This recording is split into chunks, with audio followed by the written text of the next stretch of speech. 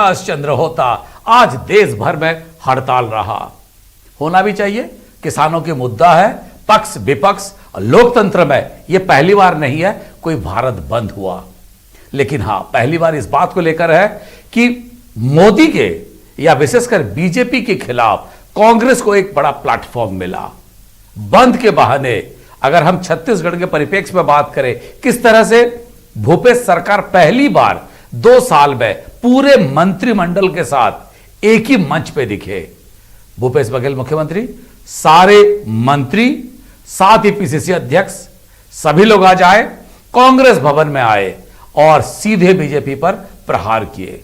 उन्होंने कहा कि बीजेपी की राजनीति जो है दोगला है। उनसे एक कदम आगे थे उनके प्रवक्ता, उन्होंने कहा जो बंद का, जो किसानों का समर्थन नहीं करता वो पाकिस्तानी है। ये सब क्यों बातें उठ रहे हैं? क्या बंद के बहाने कई निशाने हैं, निशाना कहीं और लगाने की कोशिश है? इन सारी बातों को लेकर अगले आधे घंटे तक बात करेंगे। हमारे साथ रहेंगे 3 वरिष्ठ मेहमान। प्रमोद दुबे, कांग्रेस के वरिष्ठ नेता है हमारे साथ ही रहेंगी हर्षिता पांडे, बीजेपी की वरिष्ठ नेत्री है, और साथ ही छत्तीसगढ़ के जाने माने पत्रकार रवि भोई साहब भी हमारे साथ जुड़ेंगे। अगले आधे घंटे तक तीनों मेहमानों से हम बात करेंगे, समझने की कोशिश करेंगे जिस हिसाब से कांग्रेस को या गैर बीजेपी दलों को यह जो मौका मिला है इसका अर्थ क्या है, और किसानों के साथ जिस हिसाब से खुल के आ गए उसको क्या समझा जाए।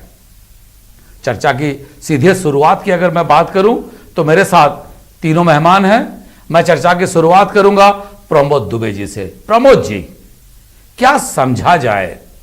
किसानों को सामने रख के देश की नई राजनीति शुरू होगी, या किसानों ने जो हड़ताल शुरू किया है वो एक नई राजनीति को जन्म देगी? क्या समझा जाए? होता साहब, बहुत इसमें समझने की आवश्यकता नहीं है। किसानों की बहुत छोटी सी मांग है कि जो आवश्यक वस्तु अधिनियम जो बनाए गए हैं, जिसका अमेंडमेंट 2020 में किया है, उसमें जमाखोरी को प्राथमिकता दी गई है। उस कानून को जो 1955 में जमाखोरी का बना था उसको हटा दिया गया है 2020 में। अब चाहे जो जितना चाहे आलू हो, प्याज हो, आवश्यक वस्तुएं जितनी हैं वो सबको वो जमा कर सकता है, और जब ऊंचे दाम आएंगे तब वो बेच पाएगा। ये इस कानून में बड़ी दिक्कत है। दूसरी है MSP, minimum support price. Government इसको कंपलसरी नहीं कर रही है। होता साहब, अगर हम बिहार की बात करें आज, तो मात्र 700 से लेकर 1200 रुपए में क्विंटल में धान बिक रहा है। अगर हम छत्तीसगढ़ की बात करें तो वही धान 2500 रुपए में बिक रहा है। तो किसान तो वही है, चाहे वो छत्तीसगढ़ का हो, मध्य प्रदेश का हो, बिहार का हो। तो एमएसपी को हम ये कह रहे हैं, या किसान भाई ये कह रहे हैं कि इसको कंपलसरी कर दें आप। Minimum support price compulsory price होनी चाहिए। उससे नीचे अगर कोई भी व्यापारी हो, अगर उस वस्तु को कहीं खरीदता है तो उस पर ऑफेंस होनी चाहिए। ये महज केवल 2 बातें हैं। और जो सरकार, जिन सरकारों की जीडीपी किसानों से चलती हो, आपको मालूम होता साहब कि अभी की वर्तमान 2 महीना पहले की स्थिति ये थी कि 23.9% जब इस देश की जीडीपी गिर रही थी, गिरने की हालत में हो गई थी, तब हमारे देश के किसानों ने ही इस जीडीपी के लेवल को बराबर किया था। तो जो हमारे देश की अर्थव्यवस्था को संभालते हैं, जो हमारे अन्नदाता हैं, उनके साथ अगर मुंह का निवाला अगर छीना जा रहा है तो कहीं ना कहीं ये अत्यंत पीड़ादायक है। इससे बड़ी बात, एक और तकलीफदायक बात यह है होता साहब कि वर्तमान में जो 1 रुपए किलो में जो गरीबों को राशन मिल रहा है, राशन दुकानों के माध्यम से, इसका उसमें कोई उल्लेख नहीं है। क्या सरकार 35 रुपया जिसमें चावल मिलता है, उस 35 रुपए को उनके डीबीटी में, डायरेक्ट बेनिफिट ट्रांसफर में, किसानों को के जो अनाज हैं या जो हमारे हितग्राही हैं, जो बीपीएल फैमिली के हैं, क्या उनके खातों में 35 रुपया ट्रांसफर करेंगे? क्या वो 35 रुपया जो ट्रांसफर करेंगे उससे उसको चावल जाएगा जो आज मिल रहा है या नहीं मिल रहा है? राशन सवाल है, क्या प्राइवेट कंपनियां चलाएंगी या जी जी ठीक है, ये इसका मतलब यही होता है कि गरीबों से लेके आपने पूंजीपतियों तक, जैसे मुख्यमंत्री जी भी ने कहा, उसी हिसाब से सबको आपने निशाने पर लिया। मैं भोई साहब को लूंगा, उसके बाद मैं हर्षिता मैडम के पास आऊंगा। भोई साहब, कांग्रेस को बहुत दिनों से इंतजार थी एक बड़ी प्लेटफॉर्म की, बड़े मुद्दे की, और किसानों का जो आंदोलन है वो एक बड़ा मौका दे दिया। हमने देखा जहां कांग्रेस की शासित है या जहां कांग्रेस की ज्यादा ताकत है वहां बंद अलग रहा, और जहां पे बीजेपी ताकतवर है वहां बंद अलग दिखा। भोई साहब, आप इसको कैसे देखते हैं? देखिए होता जी, किसानों का मुद्दा देश के लिए बहुत बड़ा मुद्दा है, और हर पार्टी, चाहे भारतीय जनता पार्टी हो, कांग्रेस हो, जब जब मौका मिला है तो किसानों को लेकर जो राजनीति करने का अवसर मिला उन्होंने किया। अभी सवाल हो रहा है 3 नए कानून को, इसको लेकर किसान, खासतौर से पंजाब के किसान सड़क पर आए हैं, और पिछले 1.25 महीने से वो इसका विरोध करते आ रहे हैं। जब से कानून बना तब से विरोध कर रहे हैं। सबसे बड़ी मांग तो उनकी पहले थी एमएसपी, मिनिमम सपोर्ट प्राइस से नीचे कोई धान न करके, और उसका यदि कोई खरीदता है तो उसके ऊपर जाए या अपराध दर्ज किया जाए जी। छत्तीसगढ़ में धान 25 रुपए क्विंटल में खरीद रहे हैं, पर कुछ ऐसे राज्य हैं जहां पे धान की कीमत काफी कम है। कुछ जिन्हें का बिहार में, उड़ीसा में भी धान की कीमत कम है, झारखंड में भी धान की कीमत है, तो कई राज्यों में धान की कीमत कम है। और छत्तीसगढ़ में ये बात जब राज्य बना उसके पहले ये था कि धान उत्पादक जो किसान है वो पॉवर्टी में ही जीते हैं और उसी में उनकी डेथ हो जाती है। तो वो कॉन्सेप्ट बदल गया छत्तीसगढ़ में जब से 2500। तो शायद किसान इसीलिए विरोध कर रहे हैं कि कम से कम मिनिमम सपोर्ट प्राइस से न खरीदा जाए, और जो सरकार तय करे, ये तय करना भी चाहिए किसानों की। जिस तरह से ट्रैक्टर के दाम बढ़ रहे हैं, खाद के दाम बढ़ रहे हैं, कीटनाशक दवाइयों के दाम बढ़ रहे हैं, तो एक मिनिमम उसको जो कास्ट ऑफ प्रोडक्शन है उसके आधार पर केंद्र सरकार को तय करनी चाहिए और तय करना चाहिए। दूसरी बात है कांटेक्ट, तो इसी के बहाने कांग्रेस भी अपनी राजनीतिक जो रणनीति है उसको भी आगे लाना चाहती है। हाँ, सही बात है। ये मुद्दा एक मिला है जब से 2019 के चुनाव के बाद एक बड़ा मुद्दा कांग्रेस के हाथ में आया, खासतौर विपक्ष उसमें कांग्रेस भी है, सारे एक हमला करने का, किसानों के बहाने केंद्र सरकार को हमला करने का मौका मिला है, और सारे पार्टियां जो विपक्ष में है तो किसान आंदोलन का समर्थन कर रहे हैं, जिससे सरकार पर एक दबाव बनाया। ठीक है हर्षिता जी, मेरा सीधा 2 सवाल है। जो किसानों को समर्थन नहीं करता वो पाकिस्तान चले जाए, इस पे क्या कहेंगे आप? कांग्रेस का ये मांग है, बयान है कि ऐसे बिल्कुल होता जी, मुझे लगता है कि ऐसे बेतुके बयानों के ऊपर प्रतिक्रिया देना, मुझे लगता है कि खामखा ऐसे बेसिर पैर के बयान को महत्व देना है। आप समझ सकते हैं लाल बत्ती का लंबा इंतजार है, और सबको जो एक कहते हैं कि बांट जो रहे हैं अपने अपने अवसरों की इस सरकार में, जो 15 साल बाद इनको सत्ता मिली है, तो किस तरह से नंबर बढ़े, इसके अलावा इसके पीछे मुझे और कोई सोच नहीं समझ में आ रही है कि सरकार में सबकी अपनी शेयरिंग बढ़ाने के लिए कैसे अपने आला कमानों को खुश किया जाए। इसके अलावा मुझे इसका कोई दूसरा तात्पर्य समझ में नहीं आ रहा। ये बेसिर पैर का बयान है, इतने वरिष्ठ हो गए जी। नहीं, वो सही है। जब आपके नेता कहते थे पाकिस्तान चले जाओ, और अब यही बात कांग्रेसी कह रहे हैं, तो दोनों में कैसे देखते हैं इसको? अगर कांग्रेस का जो बयान है उसका बिना सर पैर का है, तो आपके भी तो नेता कहते थे बिल्कुल पाकिस्तान चले जाओ। देखिए, जिन विषयों पे, राष्ट्रीय मुद्दों पे, राष्ट्रीय सुरक्षा के मुद्दों पे, या जो अन्य मुद्दे थे जिस पे भारतीय जनता पार्टी के हमारे आला नेताओं ने इस तरह का स्टेटमेंट दिया, वो विषय अलग थे। अभी किसानों पे राजनीति करके वो कांग्रेस कह रही है, आप का बहुत लंबा अनुभव है होता जी, आपको ध्यान है कि 12 जनवरी 1998 मुल्ताई में 18 किसानों पे गोली चलाकर उनकी हत्या करने वाली कांग्रेस ये अगर बात कहे तो अपने आप में ये कितना हास्यप्रद हो जाता है, जिनको आज तक इतिहास में ये कभी नहीं हुआ कि किसानों पे किसी आंदोलन पे गोली चली है, और 1998 में किसकी सरकार थी? 12 जनवरी का वो काला दिन हमेशा इतिहास में दर्ज होकर रह गया है। किसानों पे निहत्थे किसानों पे 18 किसानों पे गोली दागी गई। ये कांग्रेस पार्टी, इस सोच की कांग्रेस पार्टी जो है वो किसानों की हित की बात कर रही है। मंदसौर में भी तो जैसा मैंने शुरू में कहा कि छत्तीसगढ़ को लेकर बयानबाजी का जो विषय है ये जी जी जी आप पूरा कर लें जी।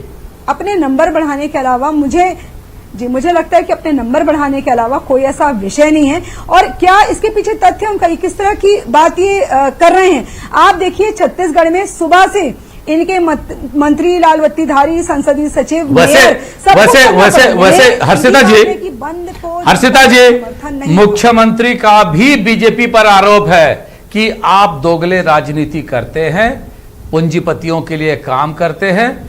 ये काला कानून है और इसको तुरंत वापस होना चाहिए, क्योंकि आप ही के शासित बीजेपी के शासित प्रदेश बिहार में 800 रुपया में मिल रहा है, पड़ोसी राज्यों में 1000 रुपया से 1200 रुपया तक ही मिल रहा है धान का मूल्य, जबकि एमएसपी देश भर में लागू होना चाहिए। इन सब के बीच छत्तीसगढ़ में 2500 रुपया में धान बिक रहा है। मुख्यमंत्री भूपेश बघेल का आप ही के ऊपर आरोप है, आप दोगले राजनीति कर रहे हैं।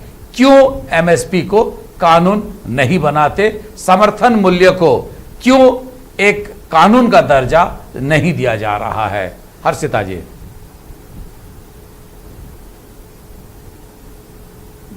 मुझे लगता है भूपेश बघेल जी को नैतिक अधिकार ही नहीं है, जिनके शासन में आने के बाद 250 से ऊपर 233 खेतीहर लोगों ने, किसानों ने आत्महत्या की है। ऐसा मुख्यमंत्री जो अपने आप को एक किसान का बेटा कहता है और जिसको ये नहीं मालूम है कि मेड़ जो है वो हमेशा से खेत में है। मेड़ों का रकबे से काटना, ये दोगली राजनीति कौन कर रहा है? ये प्रदेश की जनता देख रही है। और इनको एक अवसर, क्योंकि देखिए एक समय था जो है वो बीजेपी ने एक लंबा सफर तय किया है राजनीति में। आज ये स्थिति आ गई है कि सारे देश के विपक्ष एकजुट होने के बावजूद किसी कटघरे में खड़े करने की स्थिति में नहीं है और उनको ये अवसर मिला है। इससे बड़ा हादसा क्या हो सकता है कि इनके लाल बत्तीधारियों को कोई काम नहीं था। अगर वाकई मुद्दा सही था तो क्यों स्वतः जो है वो समर्थन नहीं मिला बंद का? आप देखिए कुछ छुटपुट रहा 20-25% और दोपहर बाद सारे जो प्रतिष्ठान है। सबसे बड़ी चीज होता जी, दिल्ली के जो स्वयं चैम्बर ऑफ कॉमर्स ने इस बंद को समर्थन नहीं दिया। तो मुझे लगता है किस तरह की परिस्थितियां देश में है, प्रदेश में है, वो सबके सामने है। रकबा काटने के बाद में किसानों का आंदोलनों को व्यापारियों ने समर्थन नहीं दिया। प्रमोद जी, चरित्र किसका है? दोहरा चरित्र किसका है?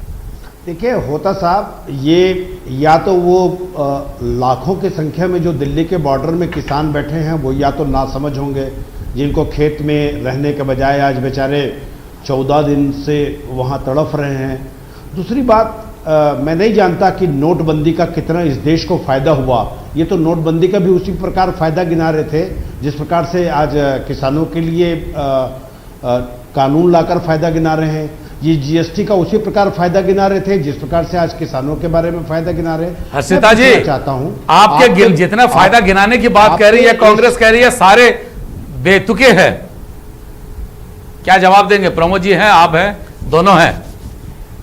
मुझे लगता है प्रमोद दुबे जी जो है वो पिछले साल जो है वो कैलेंडर जो है पलट के देख ले। 2019 में उनके तमाम आरोपों का जवाब जनता ने करारे रूप में दिया है। और मुझे लगता है कि लोकसभा में जिस तरह से मोदी 2 जो गवर्नमेंट है वो जिस बहुमत से आई, वो अपने आप में जवाब है कि जितने भी ये झूठे जो है वो आरोप लगा ले। होता साहब, बोलिए प्रमोद जी, बोलिए। जनादेश भी झूठ नहीं बोलता। जिस एक जनादेश को लेकर आप लोग पूरे देश में, होता साहब, जिस देश में अगर पटेल जी जैसे अगर लोग हैं और अगर इस देश के बड़े विश्वव्यापी इकोनॉमिस्ट जो लोग थे वो इस देश में न जाने कितने बार अपने ऑफिशियल स्टेटमेंट दिए हैं कि पूरे विश्व में 24% जीडीपी आज तक किसी विश्व के किसी स्तर पर नहीं गिरा है जो भारत में गिरा है। बेरोजगारी का दर 14 करोड़ आज तक के विश्व में किसी देश का नहीं गिरा है। आज बात हम अगर किसानों की कर रहे हैं तो किसानों की बात होनी चाहिए, तथ्यात्मक बात होनी चाहिए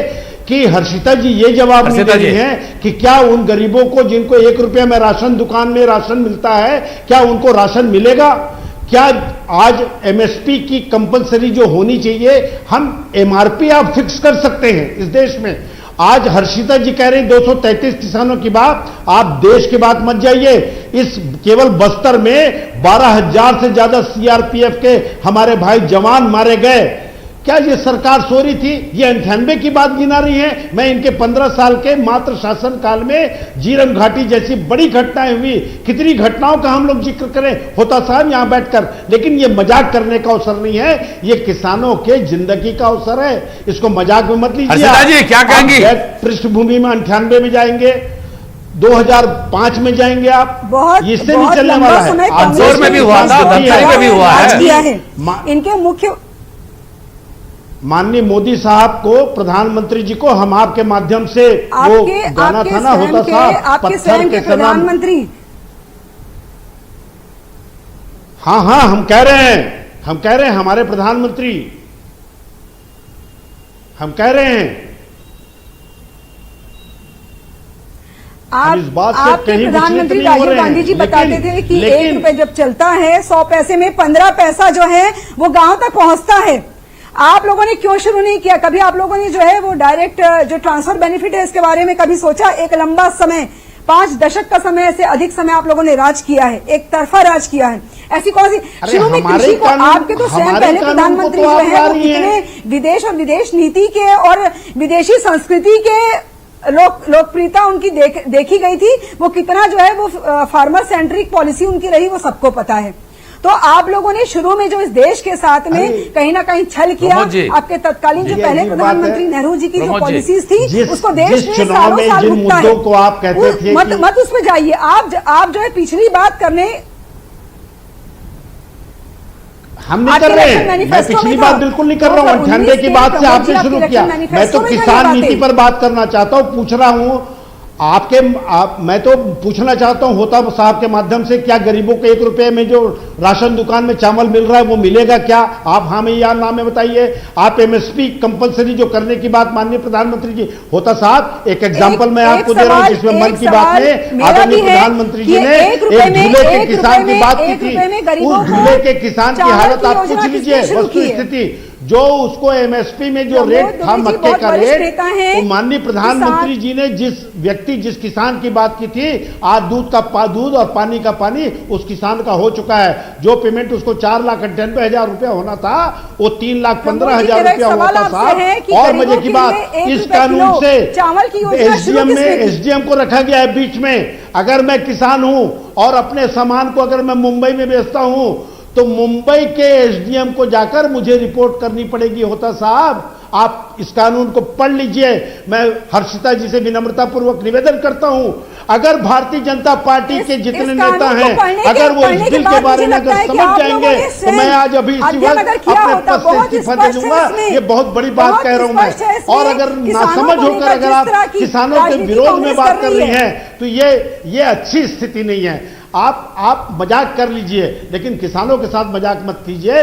मेरा और आपका परिवार भी किसान परिवार का है। आज आप खुद अगर पढ़ रही हैं तो आप आकलन कर सकती हैं कि मंडी खत्म हो जाएगी, 7,000 मंडियां खत्म हो जाएगी। वो अड़हतिया जो रायपुर मंडी में है, जो बेमेतरा में मंडी में है, क्या उनका परिवार नहीं है? क्या वो मारे नहीं जाएंगे? ना मंडी कहीं भी खत्म करने को प्रकार की बात कर रही हैं आप? तथ्यात्मक बात कीजिए। मेरे विनम्रता पूर्वक आग्रह होता साहब कि मंडियां खत्म, मैं तथ्य के साथ बात कर रहा हूं। एमएसपी खत्म होगा। पहले आप लोग सीए पे भी आप लोगों ने ऐसा दुष्प्रचार किया है देश में। सीए में भी आप लोगों ने पहले दुष्प्रचार किया है। दुष्प्रचार करना क्योंकि आप लोग जिस तरह से सिमट रहे हैं, आप देख रहे हैं कि जिस तरह से आपका मैं तो वही बात कह रहा हूं जिस प्रकार से आपने नोटबंदी के फायदे गिनाए ना इस देश को, आप लोग किसानों के कंधे पे, मैं तो बताया ना, आप लोग जैसे नोटबंदी के फायदे गिनाए ना इस देश को। प्रमोद जी आपको जनता ने जवाब दे दिया है 2019 में। 2019 में जनता ने जवाब दे दिया है। जनता ने जवाब दे दिया, नोटबंदी के खिलाफ थी। हाँ बिल्कुल हम स्वीकार कर रहे हैं। आप अब उसी का खामियाजा किसान भोग रहे हैं। मैं भोई साहब जी, प्रमोद जी हर्षिता जी एक सेकंड। भोई साहब एक फाइनल कमेंट आपसे, क्या किसानों को लेकर आगे भी इसी तरह का राजनीति होती रहेगी? क्योंकि मोदी सरकार के खिलाफ शायद पहली बार कोई बड़ा ऐसा मिला होता साहब। मैं निवेदन कर रहा हूं 6 साल के कार्यकाल में, चलिए ठीक चाहे है, नोटबंदी में इस तरह का नहीं हुआ था या फिर जीएसटी को लेकर, ठीक है, लेकिन किसानों ने एक बड़ा आंदोलन किया और इसके दूरगामी परिणाम आने की संभावना व्यक्त की जा रही है। जिस तरह सरकार किसानों से बार बार बातचीत करने का दे रहा है, तो कहीं ना कहीं लगता है कि किसान अपने बात तक सरकार तक पहुंचाने में सफल हुए हैं। ठीक है, ठीक है। मेरे पास आज इतना ही समय है। प्रमोद दुबे जी, हर्षिता पांडे जी और रवि भाई जी, तीनों मेहमानों का मैं शुक्रिया अदा करूंगा। यहीं पे आज मुझे इतना ही है मेरे पास समय। लेकिन एक बात तय है, अगर किसानों की समस्या इतनी छोटी होती तो 1 साल तक केंद्र सरकार यानी मोदी सरकार चर्चा नहीं करती। उम्मीद करे जितने जल्दी फैसला हो उतना अच्छा है, क्योंकि किसान सड़क पे नहीं खेत पे होना चाहिए और जाड़े के समय परिवार के साथ वो घर में रहना चाहिए। ये हर कोई चाहता है, लेकिन अगर मौका मिलता है तो आज एक नई ध्रुवीकरण, जैसे भोई साहब बोल रहे थे, एक नई राजनीति, नई आंदोलन की तैयारियां शुरू हो गई है। उसको भी आने वाले दिनों में देखना चाहिए क्या स्वरूप लेता है। आज समय हो गया है, कल एक नए विषय को लेकर फिर उपस्थित होंगे। तब तक